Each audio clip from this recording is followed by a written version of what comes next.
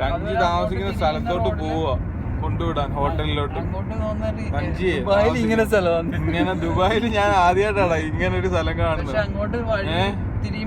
റിനാസേ നീ കേക്കാൻ വേണ്ടി പറയുന്നേ ഇവനെ ഇതല്ലടാ അവിടെ ഒരു ബോർഡ് ഉണ്ട് ആക്ച്വൽ ഫ്രണ്ടിൽ കൂടെ. അപ്പൊ ഇത് തന്നെ ഇത് തന്നെ നീ വഴി പറഞ്ഞിട്ട്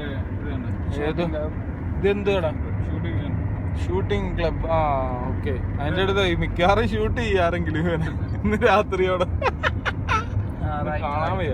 റിനാപ്പാ ജബലാലി ഗോൾഫ് റിസോർട്ട് സ്പാ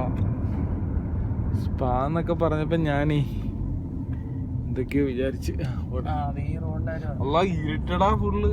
ദുബായിൽ ഇങ്ങനത്തെ ഇവിടെ ഹോട്ടലുണ്ടോടാ? ചെലപ്പോ 20 ദിറംസോ അല്ലായിരിക്കും പെർ ഡേ. ഒന്നും നോക്കാനൊന്നുമില്ല. കാണാനും വയ്യ.